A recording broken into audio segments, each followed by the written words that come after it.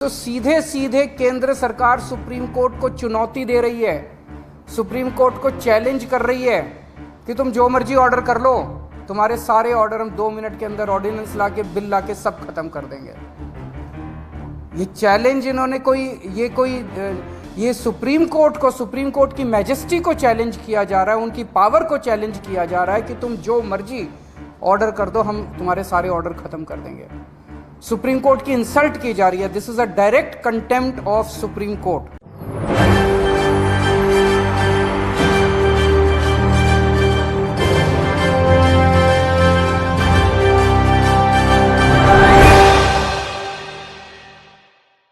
प्रधानमंत्री नरेंद्र मोदी को भी उम्मीद नहीं थी कि उनके कदम यहां पर उनके लिए ही मुश्किलें खड़ी करते हुए नजर आएंगे। सुप्रीम कोर्ट को चुनौती देते हुए प्रधानमंत्री नरेंद्र मोदी दिखाई देते हैं, उनकी सरकार दिखाई देती है, तो ऐसे में करारी हार का सामना करना पड़ता है। आपको बता दें, ये मामला है यहां पर अरविंद केजरीवाल के अधिकारों को लेकर। Arvind Kejriwal versus LG VK Saxena का जो मामला सुप्रीम कोर्ट में चल रहा था, उसके तहत सुप्रीम कोर्ट ने अरविंद केजरीवाल के हक में फैसला सुनाया था और साफ तौर पर कह दिया था कि जो आम आदमी पार्टी के अंडर जो भी अधिकार आते हैं, उस अधिकारों पर वीके सक्सेना कोई भी दखल अंदाजी नहीं कर सकते हैं। तो ऐसे में सुप्रीम कोर्ट का एक फैसला अरविंद केजरीवाल के लिए खुशी तो लाता है, लेकिन वहीं दूसरी तरफ यही खुशी मातम में बदल जाती है जब भारतीय जनता पार्टी के पास कोई भी अधिकार मौजूद नहीं रहते हैं। वीके सक्सेना के पास मात्र 3 ही अधिकार मौजूद होते हैं। तो ऐसे में तिलमिलाई मोदी सरकार ने एक अध्यादेश जारी कर दिया, जिसको चुनौती देते हुए वहां सुप्रीम कोर्ट में नजर आते हैं, यानी कि सुप्रीम कोर्ट के फैसले को ही वो चुनौती देते हुए नजर आ रहे हैं। तो ऐसे में कहीं ना कहीं अब वो बुरी तरह से फंस चुके हैं। नमस्कार, मैं नाज़मीन खान और आप देख रहे हैं SPN 9 न्यूज। अरविंद केजरीवाल के अंडर तमाम वो अधिकार आएंगे जिसमें वो प्रशासनिक अधिकारियों का तबादला, उनकी नियुक्ति या फिर उनमें बदलाव कर सकते हैं। सड़कों से लेकर आप यहाँ महिलाओं से जुड़े मुद्दों को लेकर, शिक्षा से जुड़े मुद्दे को लेकर, युवाओं, बेरोजगारों, तमाम मुद्दों को लेकर अरविंद केजरीवाल अपना फैसला भी सुना सकते हैं और यहाँ पर कुछ भी बदलाव कर सकते हैं, जिसमें एलजी वीके सक्सेना उनकी फाइलों को नहीं रोकेंगे। एलजी वीके सक्सेना के पास लैंड और लॉ एंड ऑर्डर और यहाँ पर पुलिस, ये 3 ही ऐसे अधिकार हैं जो उनके पास मौजूद रहेंगे, जिनके जरिए वो यहाँ दिल्ली में देखे जाएंगे। लेकिन यहाँ पर वो तिलमिलाते हुए नजर आते हैं, जिसके बाद एक अध्यादेश जारी किया जाता है मोदी सरकार की तरफ से कि ये जानबूझकर अधिकार अरविंद केजरीवाल ने छीने हैं और सरासर साजिशन के तहत यहाँ पर उनकी सरकार के खिलाफ ये कदम उठाया जा रहा है। जिसके बाद सीधे तौर पर अरविंद केजरीवाल एलजी के घर का रुख करते हैं, तमाम बातचीत होती हैं, तमाम खुलासे अरविंद केजरीवाल करते हुए नजर आते हैं। क्या कुछ वो अपनी रिपोर्ट में कह रहे हैं, देखिए जरा। कल केंद्र सरकार ने जैसे ही सुप्रीम कोर्ट बंद हुआ छुट्टियों के लिए, वैसे ही उसके कुछ घंटों के बाद ऑर्डिनेंस लाके सुप्रीम कोर्ट के जजमेंट को पलट दिया। हम सब जानते हैं 1 हफ्ते पहले सुप्रीम कोर्ट ने जजमेंट दिया था कि दिल्ली के अंदर अधिकारियों के ऊपर कंट्रोल, सरकारी अधिकारियों, सरकारी कर्मचारियों के ऊपर कंट्रोल दिल्ली की चुनी हुई सरकार का होगा। सुप्रीम कोर्ट ने यहाँ तक बोला था कि अगर किसी अफसर को ये पता है कि उसका मंत्री उसका कुछ नहीं बिगाड़ सकता, तो वो अफसर मंत्री की क्यों सुनेगा? ये वो कोर्ट के ऑर्डर में लिखा है। तो इसीलिए कोई भी जिम्मेदार सरकार चलाने के लिए ये ज़रूरी है कि अफसरशाही और कर्मचारी जो हैं वो सीधे सीधे चुनी हुई सरकार के अंडर में आएँ।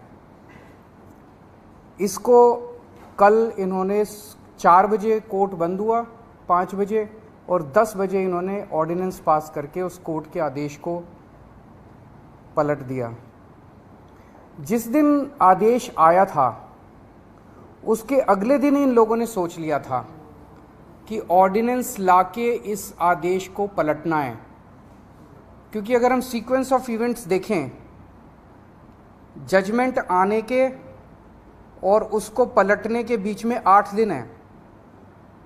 पहले 3 दिन सेक्रेटरी सर्विसेज गायब हो गया, उसका फ़ोन ऑफ हो गया। 3 दिन के बाद सेक्रेटरी सर्विसेज निकलते हैं, कहते हैं मैं कोर्ट का ऑर्डर मानने को तैयार हूँ। तो चीफ सेक्रेटरी फिर बीच बीच में गायब हो जाते हैं और सिविल सर्विसेज बोर्ड की मीटिंग होने में 3 दिन लग जाते हैं। फिर फाइनली जब सिविल सर्विसेज बोर्ड की मीटिंग होती है और एलजी के पास प्रस्ताव भेजा जाता है तो 2 दिन एलजी साहब बैठ जाते हैं उसके ऊपर। 8 दिन इन लोगों ने इस तरह से बिता दिए। ये सारे के सारे कोर्ट के बंद होने का इंतज़ार कर रहे थे कि कब कोर्ट बंद होगा, कब कोर्ट की छुट्टियां होगी और कब हम अध्यादेश लाएंगे। तो प्रश्न ये उठता है कि ये कोर्ट के बंद होने का इंतज़ार क्यों कर रहे थे कि जब कोर्ट बंद होगा तब हम अध्यादेश लाएंगे। पहले ले आते, जब कोर्ट की छुट्टियां नहीं चल रही थी, जब कोर्ट खुला था, जिस दिन अध्यादेश आया 3 दिन बाद, 4 दिन बाद, 5 दिन बाद ले आते। क्योंकि ये अंदर दिल के अंदर जानते हैं कि ये अध्यादेश पूरी तरह से गैर कानूनी, गैर संवैधानिक और जनतंत्र के खिलाफ है। इन्हें पूरी तरह से पता था कि अगर सुप्रीम कोर्ट के खुले होते हुए अगर ये अध्यादेश ले आते और हम अगर अगले दिन इसको सुप्रीम कोर्ट में चुनौती देते तो सुप्रीम कोर्ट में ये 5 मिनट भी ये अध्यादेश टिकने वाला नहीं था। तो ये चाहते थे कि सुप्रीम कोर्ट बंद हो और उसके बाद ये अध्यादेश लेके आए। अंदर खाने ये भी जानते हैं कि ये अध्यादेश 5 मिनट भी टिकने वाला नहीं है। तो क्या इस अध्यादेश की लाइफ केवल 1.25 महीने की है जब तक सुप्रीम कोर्ट बंद है? 1 जुलाई को सुप्रीम कोर्ट खुलेगा, हम इसको चैलेंज करेंगे सुप्रीम कोर्ट के अंदर और फिर सुप्रीम कोर्ट, हम जानते हैं कि ये भी जानते हैं अंदर खाने ये भी जानते हैं कि इस अध्यादेश का क्या होगा। तो क्या ये अध्यादेश केवल इस 1.25 महीने की छुट्टियों के लिए लाया गया है? आज मैंने आप ही लोगों के चैनलों पे देखा कि ये कह रहे हैं कि हम इन्होंने रिव्यू पिटीशन फाइल कर दी है, किसी ने कॉपी भी भेजी है, शायद कर दी है या करने वाले हैं, कर दी है। रिव्यू पिटीशन का क्या मतलब रह गया? जब ऑर्डिनेंस लाके इन्होंने पूरे के पूरे जजमेंट को खत्म कर दिया तो जो जजमेंट ही नहीं बचा उसका रिव्यू का कैसा? तो रिव्यू पिटीशन तो तभी मेंटेनेबल होगी जब अध्यादेश को वापस लिया जाएगा रिव्यू पिटीशन की हियरिंग के पहले। तो ये क्या ये इंडिकेशन है कि जैसे ही सुप्रीम कोर्ट खुलेगा इस अध्यादेश को वापस ले लिया जाएगा? नहीं तो रिव्यू पिटीशन का मतलब ही नहीं है। जज तो यही कहेंगे कि भाई तुमने तो सारा हमारा जजमेंट खत्म कर दिया, तो रिव्यू पिटीशन किस बात की है? रिव्यू पिटीशन तो कुछ है ही नहीं।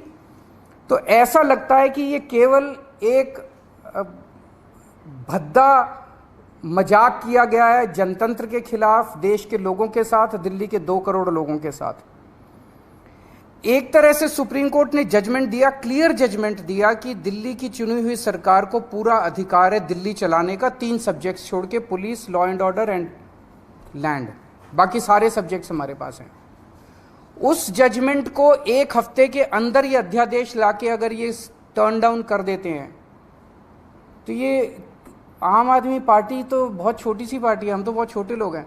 ये तो सीधे सीधे केंद्र सरकार सुप्रीम कोर्ट को चुनौती दे रही है, सुप्रीम कोर्ट को चैलेंज कर रही है कि तुम जो मर्जी ऑर्डर कर लो, तुम्हारे सारे ऑर्डर हम 2 मिनट के अंदर ऑर्डिनेंस लाके, बिल लाके सब खत्म कर देंगे। ये चैलेंज इन्होंने ये सुप्रीम कोर्ट को, सुप्रीम कोर्ट की मैजेस्टी को चैलेंज किया जा रहा है, उनकी पावर को चैलेंज किया जा रहा है कि तुम जो मर्जी ऑर्डर कर दो, हम तुम्हारे सारे ऑर्डर खत्म कर देंगे। सुप्रीम कोर्ट की इंसल्ट की जा रही है। This is a direct contempt of supreme court. आम आदमी पार्टी को 3 बार प्रचंड बहुमत, 4 बार, 3 बार असेंबली के अंदर मिला और 1 बार एमसीडी के अंदर प्रचंड बहुमत मिला आम आदमी पार्टी को।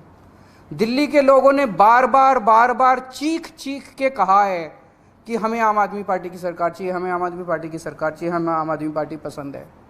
और बार बार इन लोगों ने आम आदमी पार्टी को की सरकार को काम करने से रोका है। तो ये तो एक तरह से खुली चुनौती है कि तुम जिसको भी, हमारी पार्टी के अलावा जिसको भी चुनोगे हम उसको काम नहीं करने देंगे। ये क्या बात हो गई? ऐसे देश कैसे चलेगा?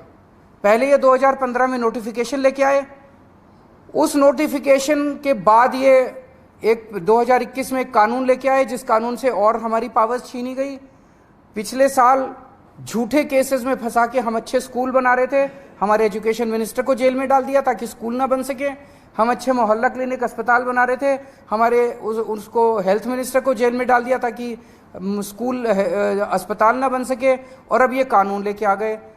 ये बेसिकली तो काम करने से रोकना चाहते हैं आम आदमी पार्टी की सरकार को, क्योंकि जैसा काम आम आदमी पार्टी की सरकार कर रही है वैसा काम करने की इनकी ना तो नीयत है और ना इनकी कैपेसिटी है वैसा काम करने की।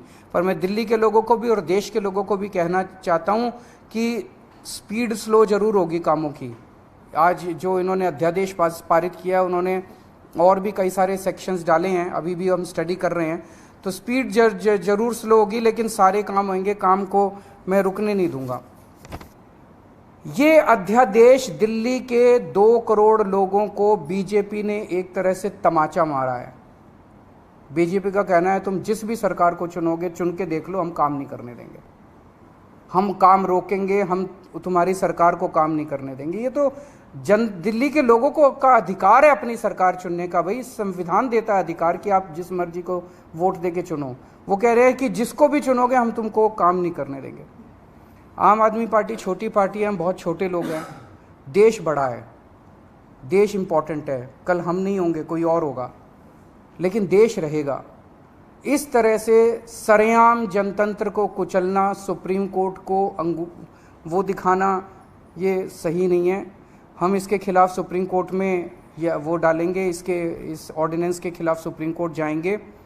और जब से ये ऑर्डिनेंस आया, केवल दिल्ली नहीं देश भर से मेरे पास फ़ोन आ रहे हैं, यहाँ तक कि बीजेपी के कट्टर समर्थक भी कह रहे हैं कि ये तो मोदी जी ने ठीक नहीं किया, ये तो प्रधानमंत्री जी ने ठीक नहीं किया। भाई 2015 में तुम नोटिफिकेशन लेके आए, उसी टाइम ले आते ऑर्डिनेंस, कोई कुछ नहीं कहता।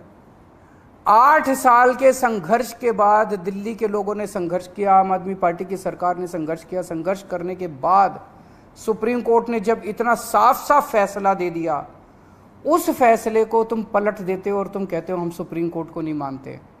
इसके तो ये तो पूरा देश देख रहा है और पूरा देश कह रहा है ये तो बहुत गलत काम किया इन लोगों ने। अरविंद केजरीवाल ने साफ कर दिया है कि सुप्रीम कोर्ट के फैसले को कोई भी पलट नहीं सकता है। ये तो संविधान में भी लिखा है कि जिसकी सरकार होगी तो उसके पास ही अधिकार होंगे, लेकिन मनमर्जी करते हुए एलजी सक्सेना दिखाई दे रहे हैं, जो केंद्र सरकार के इशारों पर अरविंद केजरीवाल के खिलाफ हर बार यहाँ पर चुनौती देते हुए नजर आते हैं। तो ऐसे में साफ तौर पर ये जाहिर हो चुका है कि प्रधानमंत्री नरेंद्र मोदी को अपनी कुर्सी का खतरा सता रहा है, इसलिए एलजी सक्सेना का साथ ले रहे हैं। तो ऐसे में क्या अब एलजी सक्सेना आम आदमी पार्टी के साथ मिलते हुए नजर आएंगे? क्योंकि केंद्र सरकार के इशारों पर एलजी का इस्तेमाल तो किया जा रहा है, लेकिन एलजी को भी समझ लेना चाहिए कि ये इस्तेमाल कुछ ही वक्त का है। अगर दूसरे एलजी आए तो आप पर भी शिकंजा कसा जा सकता है। तो ऐसे में क्या एलजी यहाँ पर अपने पद से इस्तीफा देते हुए अरविंद केजरीवाल की पार्टी के साथ मिलते हुए नजर आएंगे?